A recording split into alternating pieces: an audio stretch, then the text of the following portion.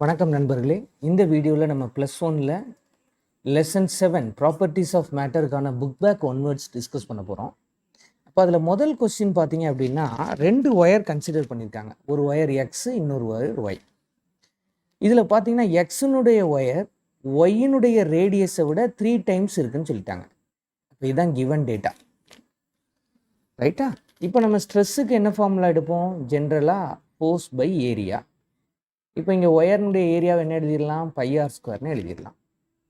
இப்போ நமக்கு இந்த ஸ்ட்ரெஸ் ஆன் ஒய் இதான் நம்ம கண்டுபிடிக்கணும். அப்போ நம்ம கம்பேர் பண்ணுவோம் ஒய் வித் எக்ஸ். இப்போ இதில் சேம் லோடுன்னு கொடுத்ததுனால எஃப்ஐ கான்ஸ்டன்ட் விட்டுட்டேன், பை ஆல்ரெடி கான்ஸ்டன்ட் அதையும் விட்டுட்டேன். இப்போ stress is inversely proportional to r² இல்லையா? அப்போ அப்படி வந்தேன்னா இப்போ இங்கே R of Y the whole ஸ்கொயர்னு வரணும். அதே இங்கே R of X the whole ஸ்கொயர்னு வரும்.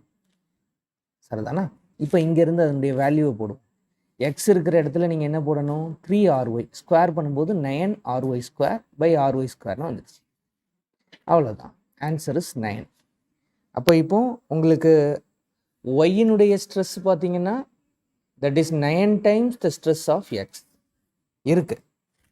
ஆப்ஷன் சியில் இதுக்கான பதில் இருக்குது. So correct option is C. First one solve பண்ணிட்டேன். கொஸ்டின் நம்பர் 2 பாருங்கள். ஸ்ட்ரெயினை பேஸ் பண்ணி கேட்டிருக்காங்க. இப்போ ஸ்ட்ரெயினில் இந்த இடத்துல நம்ம லென்த்தை பேஸ் பண்ணி வர்றதுனால change in length by original length, இது அதனுடைய ஃபார்முலா. இப்போ அந்த லென்த்து டபுள் ஆகுதுன்னு கொடுத்துருக்காங்க. அப்போ டபுள் ஆனால் இப்போ நமக்கு அந்த சேஞ்சை எப்படி சொல்லலாம்? இங்கே வந்து ΔL minus L by L into 100% அப்படி சொல்லிடலாம். அப்போ இங்கே டபுள்னால் இது 2 மைனஸ் 1/1 இன்ட்டு 100%ன்னு போடுவோம். அப்போ ஆன்சர் பார்த்தீங்கன்னா உங்களுக்கு 1 வரும். அப்போ இது ஆப்ஷன் இருக்கான்னு கேட்டிங்கன்னா ஆப்ஷன் இருக்குது. ஆப்ஷன் இஸ் ஏ, ரைட்டா? If the wire is stretch to double of its original length then the strain is 1 time. இந்த ஃபார்முலாவில் போட்டிங்கன்னா உங்களுக்கு கிடச்சிடும். சரியா? அப்புறம் கொஸ்டின் நம்பர் 3 பாருங்கள். ஒரு கிராஃப் கொடுத்துருக்காங்க. அந்த கிராஃபை நான் அப்படியே வரைகிறேன். இந்த கிராஃபில் வந்து எலாங்னேஷனை வந்து எக்ஸ் ஆக்சிஸில், லோடை வந்து ஒய் ஆக்சிஸில் இப்படி கொடுத்துட்டு மொத்தம் 3 wire, wire 1, wire 2, wire 3, 3 wire கொடுத்துருக்காங்க.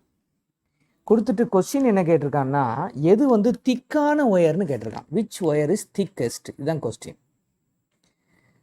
அப்போ நான் என்ன பண்ணுறேன்? ஒய் ஆக்சிஸ்லேருந்து வர்றேன் பாருங்கள். இப்போ ஒரு திக்கான ஒயர் வந்து இப்போ ஒரே லோடை கான்ஸ்டன்ட் ஆக்கிடுவோம். அப்போ ஒரே லோடை நீங்கள் 3 ஒயரில் அப்ளை பண்ணுறீங்க. அப்படி அப்ளை பண்ணும்போது எது திக்கான ஒயர்னு நம்ம முடிவு பண்ணுறோமோ அது கம்மியாக எலாங்னேட் ஆகிடும். அதான லாஜிக். அப்போ என்ன செய்வோம்? இதிலேருந்து ஒரு ஸ்ட்ரெயிட் லைன் வரைவோம். அப்போ இங்கே லோடு இஸ் கான்ஸ்டன்ட், ஒய் ஆக்சிஸை கான்ஸ்டன்ட் ஆகிட்டேன். இப்போ எக்ஸினுடைய வேல்யூ பார்க்குறேன். 1, 2, 3 இதுதான் எக்ஸினுடைய வேல்யூ. அப்போ இருக்கிறதுலே எந்த ஒயர்னுடைய எக்ஸ் வேல்யூ கம்மியாக இருக்குன்னா ஒயர் 1. அப்போ ஈஸியாக ஆன்சர் கொடுத்துருவேன். இந்த ஒயர் 1 தான் திக்காக இருந்திருக்க முடியும், ஏன்னா அதுதான் கம்மியாக எலாங்னேட் ஆகிருக்கு. ரைட் தானே? எலாங்னேஷன் எக்ஸ் ஆக்சிஸில் இருக்குல்ல, அதை வச்சு முடிவு பண்ணிட்டேன். ஸோ ஒயர் 1ங்கிறத எடுத்துக்காங்க. That is option A. அதை சூஸ் பண்ணியிருக்கேன். கொஸ்டின் நம்பர் 4 பார்த்தீங்கன்னா இதில் கிவன் டேட்டா என்ன கொடுத்துருக்காங்கன்னா ரிஜிடிட்டி மாடுலஸ் கொடுத்துருக்காங்க. அதை எப்படின்னா in terms of Young's modulus கொடுத்துட்டாங்க. இது given data. Eta equal to y/3. இப்போ நம்மகிட்ட பாய்சன்ஸ் ரேஷியோ கேட்குறாங்க. இது என்னன்னு அப்போ நமக்கு என்ன தெரியணும்னா யங்ஸ் மாடுலஸையும் ரிஜிடிட்டி மாடுலஸ் பாய்சன் ரேஷியோ 3ஐயும் இணைக்கிற ஒரு ஃபார்முலா தெரியணும். இப்போ இதான் அந்த formula. y equal to 2 eta 1 + sigma. y equal to 2 eta 1 + sigma.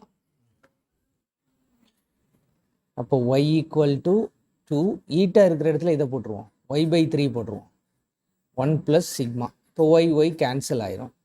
கரெக்டா? அப்போ இங்கே 3/2 ஈக்குவல் டு 1 + சிக்மான்னா இது 1.5. இந்த 1 இங்கே எடுத்துருவோம். அப்போ இங்கே சிக்மா பிகம் 0.5. பாய்சன்ஸ் ரேஷியோ வந்து 0.5ன்னு கிடைக்குது. ஸோ அந்த ஆன்சர் இருக்கான்னு கேட்டிங்கன்னா இருக்குது. ஆப்ஷன் டியில் இருக்குது. அதை சூஸ் பண்ணிக்காங்க. ஒன்லி திங் இந்த ஃபார்முலா புதுசு புக்கில் இல்லை, இதை மட்டும் நீங்கள் தெரிஞ்சுக்கிட்டிங்கன்னா போதும். இந்த formula which relates Young's modulus, rigidity modulus and Poisson's ratio. Fourth one செஞ்சாச்சு.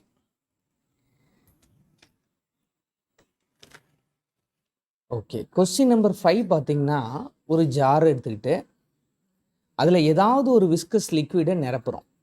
நிரப்பிட்டு இதில் ஒரு சின்ன ஸ்பியரை விழ வைக்கிறோம். அப்போ இந்த விஸ்கஸ் ஃபினாமினால இந்த ஸ்பியரில் ஒரு ஹீட் டெவலப் ஆகுது. அப்போ இங்கே எனர்ஜி பை டைமை நம்ம பவர்னு சொல்லலாம். பவரை நம்ம எப்படி எழுதலாம்? எஃப் இன்ட்டு வி டாட் ப்ராடக்டில், இது நமக்கு தெரிஞ்ச ஃபார்முலா தான். இப்போ இந்த எஃப்ங்கிறதுக்கு விஸ்கஸ் ஃபோர்ஸுடைய ஃபார்முலாவை போட்டுருங்க. 6π η/RV இன்ட்டு விங்கிறதுனால இது வி ஸ்கொயர் ஆகிடுச்சு. இப்போ என்ன பண்ணுவோம்? இந்த டெர்மினல் வெலாசிட்டிக்குரிய ஃபார்முலா உங்களுக்கு தெரியும்னா அதில் சப்ஸ்டியூட் பண்ணுங்கள். அப்போ எப்படி வரும்? 6π η/R. இப்போ இன்ஸ்டெட் ஆஃப் டெர்மினல் வெலாசிட்டி அதனுடைய ஃபார்முலாவை போடுங்க. நம்ம புக்கில் இருக்குது 2/9 R² ρ minus sigma g/η to the power of 1/2ன்னு வரும். சரி ஆயிடுச்சா? அப்போ மொத்தத்தில் இதில் உங்களுக்கு வந்து R² இருக்கா? இதில் ஸ்கொயர் வரும். இது நான் ரூட்டு போட்டுட்டேன். அப்போ இதில் நீங்கள் ஸ்கொயர் பண்ணும்போது மொத்தத்தில் ஒரு R⁴. இதில் ஆல்ரெடி ஒரு R இருக்குது. அப்போ ஓவராலாக கவர் பண்ணும்போது இந்த R to the power of 5ன்னு வந்துருச்சு. ஸோ அவங்க இந்த R என்ன ரேஷியோவில் இருக்குங்கிறது தான் கொஸ்டின். ஆர்னுடைய வேல்யூ கொடுத்துருக்காங்க 2ன்னு சொல்லி. அப்போ 2⁵ எடுக்கணும். ஸோ ஆன்சர் இருக்கான்னா இருக்குது. ஆப்ஷன் இஸ் டி ஆப்ஷன் எடுத்துக்காங்க. ஓகே, கொஸ்டின் நம்பர் 6 பாருங்கள். இது ஒரு டிப்பிக்கல் ஃபார்முலா தான். யங்ஸ் மாடுலஸினுடைய பேசிக் ஃபார்முலா. இதை வந்து நம்ம அந்த சேஞ்ச் இன் லென்த்துக்கு மாற்றிட்டிங்கன்னா எப்படி வரும்? ஸ்ட்ரெஸ் பை ஸ்ட்ரெயினில் வரக்கூடியது தானே இது. ஸ்ட்ரெயினில் இது ஒரிஜினல் லென்த் ஆஃப் ஒயர், இது சேஞ்ச் இன் லென்த் அங்கே போயிடுச்சு, யங்ஸ் மாடுலஸ் இங்கே எடுத்துட்டேன். இவ்வளோ தான், ரைட்டா? இப்போ இதில் இந்த ஃபார்முலாவை எப்படி மாடிஃபை பண்ணுறேன்?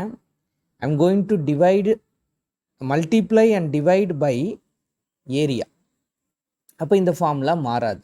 அப்போ என்னவாயிரும்? இது எஃப் பை இது லென்த் இன்ட்டு ஏரியா வால்யூம் ஆயிரும். இது ஏரியா ஸ்கொயர்னு வந்துடும். ஓகேயா? இதுதான் லென்த்துக்கானது. இப்போ இதை நான் அரேஞ்ச் பண்ணிவிட்டு பார்க்கும்போது எனக்கு என்ன ரிலேஷன் கிடைக்குதுன்னா, ஃபோர்ஸுக்கும் கிராஸ் செக்ஷனல் ஏரியாவுக்கும் ஒரு ரிலேஷன் கிடைக்கும். எஃப் ப்ரப்போர்ஷனல் டு A² சொல்லி. இது அந்த பக்கம் எடுத்துகிட்டு போங்க. இவ்வளோ தான், செம்ம ஈஸியாக போடலாம். இப்போது நமக்கு இந்த ஃபோர்ஸுக்கும் கிராஸ் செக்ஷனல் ஏரியாவோட தான் பஞ்சாயத்து. அப்போ F1/F2 equal to A² 2A square பண்ணணும், 4A². அப்போ இது கேன்சல் ஆச்சுன்னா 1/4. அப்போ from this F2 equal to 4F1. எவ்வளோ தான், ரைட்டா? 6th ஒன்னுக்கு ஆப்ஷன் இருக்கான்னா இருக்குது. பி ஆப்ஷன் எடுத்துக்காங்க. கொஸ்டின் நம்பர் 7 பொறுத்தவரையில் டெம்பரேச்சரை விஸ்காசிட்டியோட ரிலேட் பண்ணணும். சரிங்களா? அது இங்கே டெம்பரேச்சர் என்ன ஆகுதுன்னா கூடுதுன்னு சொல்கிறாங்க. இதில் 2 ஸ்டேட் ஆஃப் மேட்டரை எடுத்து நம்ம கம்பேர் பண்ணணும். ஒன்று லிக்விட், இன்னொன்று கேஸ். அப்போ பொதுவாக லிக்விடை நம்ம வந்து ஹீட் பண்ணும்போது அது கேஸாக மாறும். அப்போது பொதுவாக அதனுடைய விஸ்கஸ் ஃபினாமினனை லிக்விட் கேஸில் கம்பேர் பண்ணிங்கன்னா லிக்விடை விட கேஸுக்கு அதனுடைய விஸ்கஸ் தன்மை குறைவாக இருக்கும். அப்போ டெம்பரேச்சர் கூடும்போது லிக்விடை பொறுத்தவரையில் அதனுடைய விஸ்காசிட்டி வில் டிக்ரீஸ். இதுக்கு தெளிவாக சொல்லிட்டேன். அப்போ கேஸ் என்ன ஆகுதுன்னு கேட்டிங்கன்னா, கேஸ் அதனுடைய ஸ்டேட்டில் இருந்தே தான் இருக்குது. அப்போது இந்த கேஸில் டெம்பரேச்சர் கூடும்போது விஸ்காசிட்டி இன்க்ரீஸ் ஆகும், ரைட்டா? அப்போ இங்கே ஆன்சர் நீங்கள் என்ன எடுக்கணும்னா டிக்ரீஸ் அண்ட் இன்க்ரீஸ்னு எடுக்கணும். ஆப்ஷன் சி தான் ரைட்டு. இது 7th கொஸ்டினுக்கு. கொஸ்டின் நம்பர் 8 பார்த்தீங்கன்னா, யங்ஸ் மாடுலஸில் பேஸ் பண்ணி ஸ்ட்ரெஸ் பை ஸ்ட்ரெயின்னு வச்சுக்கிட்டோம்னா, இங்கே ஸ்ட்ரெயினை வந்து length change in length by original லென்த்துன்னு வைங்களேன். இங்கே என்ன கேட்குறான்? ஒரு ரிஜிட் பாடிக்கு யங்ஸ் மாடுலஸ் என்னங்கிறான். ரிஜிட் பாடிங்கிறது நம்ம ஃபோர்ஸ் அப்ளை பண்ணும்போது அதில் எந்த ஒன்றும் மாறக்கூடாது, அது குறிப்பாக அதனுடைய ஷேப். அப்போ இங்கே எதுவும் மாறலை அப்படின்னா இதை எப்படி எடுத்துக்கலாம்? ஸ்ட்ரெஸ் பை இதில் 0 போட்டுடலாம். இப்போ உங்களுக்கு டினாமினேட்டரில் 0 வந்தாலே அது இன்ஃபினிட்டியை தான் குறிக்கும். அப்போ யங்ஸ் மாடுலஸ் பிகம் இன்ஃபினிட்டி எப்போ அந்த பொருள் ரிஜிட் பாடியாக இருந்தால். ஸோ ஆப்ஷன் டி இன்ஃபினிட்டியை சூஸ் பண்ணிடுங்க. சரி, கொஸ்டின் நம்பர் 9 பாருங்கள். Which of the following is not a ஸ்கேலார்னு கேட்டிருக்காங்க. பொதுவாக இந்த மாதிரி நாட்டன் வந்துட்டுனா நெகட்டிவில் இருந்தால் அதை பாசிட்டிவ் சென்ஸ்க்கு மாற்றிக்காங்க. அப்போ அதில் அவங்க கேட்குறது இதில் எது வெக்டார்னு கேட்குறாங்க. அப்போ அவங்க கொடுத்துருக்கிறதுல ஸ்ட்ரெஸ் தான் வெக்டார் குவான்டிட்டி, சரிங்களா? மற்றதெல்லாம் ஸ்கேலார். அதில் எதெல்லாம் வருது? ப்ரெஷர், சர்ஃபேஸ் டென்ஷன், அப்புறம் வந்து விஸ்காசிட்டி. இது எல்லாமே வந்து உங்களுக்கு வந்து ஸ்கேலார் தான், கரெக்டாக? Stress alone be a vector. So answer D, 9th ஒன்னுக்கு டி எடுத்துக்கணும். கொஸ்டின் நம்பர் 10 அதே மாதிரி டெம்பரேச்சரோட ரிலேட் பண்ண சொல்கிறான். டெம்பரேச்சர் கூடும்போது யங்ஸ் மாடுலஸ் என்னன்னு கேட்குறான். அப்போ யங்ஸ் மாடுலஸ்க்கு என்ன எழுதுவீங்க? ஸ்ட்ரெஸ் பை ஸ்ட்ரெயின்னு எழுதுவீங்க. ஸ்ட்ரெயினை வேணால் change in length by original லென்த்துன்னு எடுத்துக்கலாம். இப்போ டெம்பரேச்சர் கூடும்போது லென்த்து கூட தான் செய்யும். அப்போ லென்த்து கூடுதுன்னா யங்ஸ் மாடுலஸ் குறையும். அப்போ ஆட்டோமேட்டிக்காக நீங்கள் டிக்ரீஸ்னு எடுத்துக்கலாம். The answer B option, Young's modulus will decrease. அப்புறம் கொஸ்டின் நம்பர் 11 பாருங்கள். இதில் யங்ஸ் மாடுலஸுடைய ஃபார்முலா தான் பின்ன இங்கேயும் வருது. அப்போ F original length by area change in their length, இதான ஃபார்முலா. இப்போ இதை நம்ம அரேஞ்ச் பண்ணோன்னா அல்லது சேஞ்ச் இன் டெல் எல்னு கூட வச்சுக்காங்க. இந்த டெல் எல் எஃப்க்கு எப்படி வருதுன்னு பார்க்கணும். ப்ரொப்போஷ்னலாக வருது. அப்போ ப்ரொப்போஷ்னலாக வரக்கூடிய எந்த ஒன்றுக்கும் தான் உங்களுக்கு ஸ்ட்ரெயிட் லைன் கிராஃப் வரும். உதாரணத்துக்கு ஓம்ஸ்லால் உங்களுக்கு நீங்கள் 10th படிச்சிருந்தீங்கன்னா உங்களுக்கு தெரியும், விஐ கிராஃப் ஸ்ட்ரெயிட் லைன் வரும். அதே மாதிரி தான் இங்கே. அப்போ இங்கே நமக்கு வந்து எந்த ரெண்டு கிடையில் கேட்டிருக்காங்கன்னா டெல் எல்லுக்கும் எஃப்க்கும் கேட்டிருக்காங்க. So since they are directly proportional the graph will be a straight line. So straight லைனுக்கான அப்போ ரிலேட் ஆகக்கூடியது வந்து del L and F, C option எடுத்துக்காங்க. Del L proportional to F. Okay, question number 12 கொஞ்சம் கஷ்டம் மாதிரி தெரியும், பொறுமையாக அதை சால்வ் பண்ணணும். இதில் வந்து என்னென்னா சின்ன சின்ன ட்ராப்ஸ் எல்லாம் இணைஞ்சி ஒரு பெரிய ட்ராப்ஸாக மாறுது இந்த கேஸில். இப்போ இதனுடைய ரேடியஸை ஸ்மால் ஆர்னும் இந்த பெரிய ட்ராப்ஸினுடைய ரேடியஸை கேபிட்டல் ஆர்னும் எடுத்துக்கிட்டோம்னா இந்த ரேடியஸை நம்ம இந்த ரெண்டையும் ரிலேட் பண்ண நமக்கு தெரியணும்.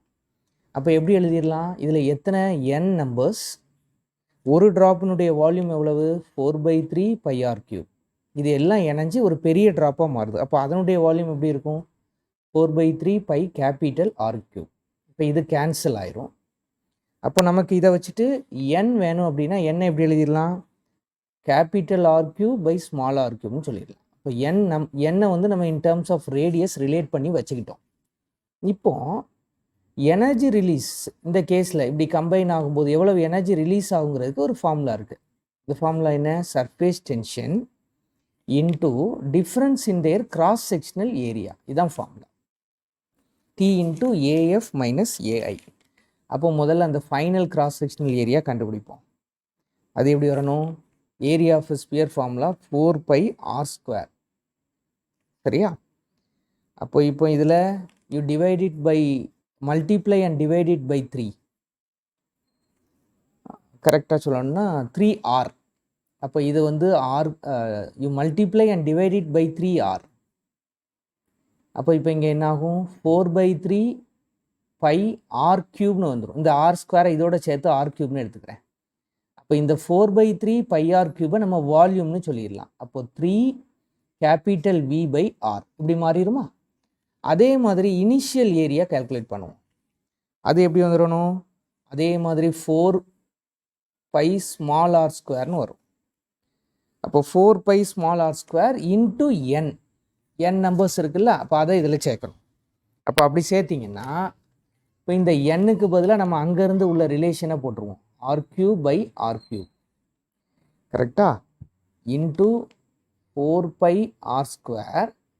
இப்போ இதுதான் ஈக்குவேஷன். இப்போ இந்த ஈக்குவேஷனில் ஒரு சின்ன மாடிஃபிகேஷன் என்ன பண்ணிடலாம்? 3ஆல் மல்டிப்ளை பண்ணி டிவைட் பண்ணுவோம். அப்போ அந்த ஈக்குவேஷன் மாறாது. எதுக்காக இதை எப்படி சொல்கிறேன்னா, அப்போ தான் 4/3 πr³ நான் வந்து என்னுடைய சப்ஸ்டியூஷன்ஸை கொண்டு வர முடியும். என்ன சப்ஸ்டியூஷன் அது? வால்யூம்ங்கிற சப்ஸ்டியூஷன். அப்போ 4/3 πr³ எடுத்துக்கிட்டிங்கன்னா அது வால்யூம் ஆயிரும். அப்போ 3v மேலே வந்துடுச்சா? இப்போ இந்த r² நம்ம தட்டி விட்டோம்னா இந்த r² வச்சு இதை கேன்சல் பண்ணிட்டிங்கன்னா இது rன்னு வரும். இவ்வளவு தான். அப்போ இந்த 4/3 πr cube become வால்யூம் 3 மேலே இருக்குது. இதில் மிச்சம் ஒரு r மட்டும், இதை எடுத்துக்கிட்டேன். இப்போ இதை மேலே சப்ஸ்டியூட் பண்ணிடுங்க. அப்போ எப்படி வரணும்? இது ரெண்டுலேயும் 2 ஏரியாவும் தெரிஞ்சு போச்சு இல்லை? t இன்ட்டு காமனாக இருக்கிற 3vயை வெளியில் எடுத்துருவோம். இப்போ 3vt இஸ் காமன். இப்போ ஃபைனல் ஒன்று ரேடியஸ் வந்து கேபிட்டல் ஆர், இனிஷியலுக்கு ஸ்மால் ஆர்.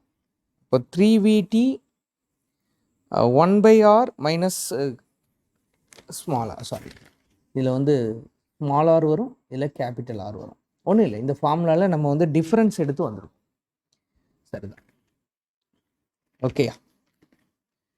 இப்போ இங்கே ஏஐ மைனஸ் ஏஎஃப்னு எடுத்துட்டாங்க. ஃபார்முலா சரிதான். Surface tension into change in their cross sectional area. இதை சப்ளை பண்ணிட்டீங்கன்னா எனர்ஜி ரிலீஸ்ட் கிடச்சிடும்.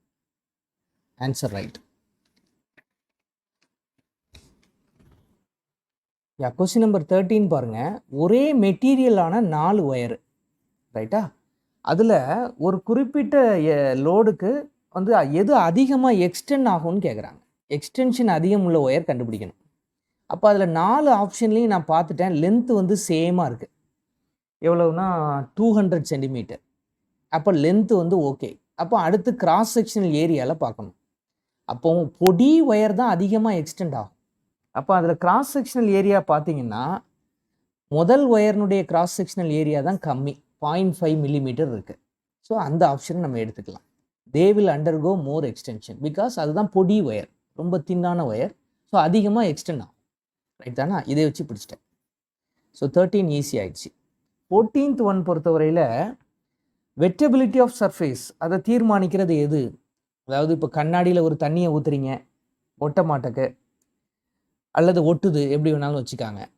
மெர்க்குரி ஒட்ட மாட்டக்கு, தண்ணி ஒட்டுது, இதை எப்படி எது தீர்மானிக்குது அப்படின்னா அதில் அங்கே கொடுத்துருக்கிறதுல ரொம்ப முக்கியமான அதில் கவனிக்க வேண்டிய இடம் வந்து அந்த ரெண்டும் மீட் ஆகக்கூடிய ஆங்கிள். கரெக்டாக சொன்னால் அது ஆங்கிள் ஆஃப் கான்டாக்ட்னு சொல்லுவோம்.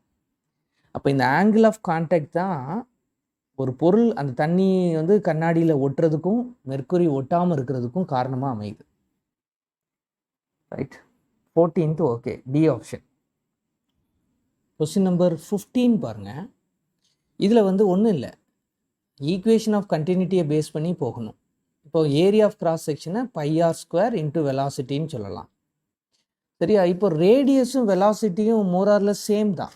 இதில் 2 சேர்த்தா டயமீட்டர் ஆக போகுது. அப்போ இதை நீங்கள் டயமீட்டர்னு சொல்லலாம் ரேடியஸை.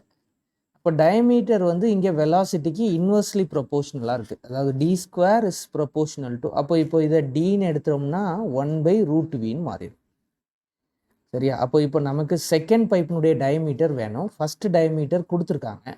இப்போ இதை ரிலேட் பண்ணுறோன்னா இங்கே √ இது v1/v2ன்னு வரும். அப்போ இங்கே v1 வந்து 1 மீட்டர்/செகண்ட், v2ங்கிறது 1.5. இப்போ இதை நம்ம வேணால் 3/2ன்னு போட்டுடலாம்ல. இப்போ √2/3ன்னு வருது. அப்போ √2/3 வந்து பார்த்தீங்கன்னா 0.666 இப்படி போயிட்டே இருக்கும். இதுக்கு ரூட் எடுத்திங்கன்னா 0.81 வருது, சரியா? அப்போ d2/d1 கொடுத்துட்டானே 20ன்னு சொல்லி, இதை வச்சு நம்ம ஒர்க் அவுட் பண்ணோம்னா d2 will be equal to 0.81 into 2 into 10. அப்போ இந்த 10ஆல் மல்டிப்ளை பண்ணோம்னா 8.1 into 2. அப்போ அப்ராக்சிமேட்டாக அது 16 வந்துடுச்சு. அப்போ செகண்ட் பைப்பினுடைய டயமீட்டர் வந்து அப்ராக்சிமேட்டாக 16 சென்டிமீட்டர். ஸோ கொடுத்துருக்காங்க ஆப்ஷன் பியில், அதை நம்ம எடுத்துக்கலாம், right? Thank you very much. Thanks for your support.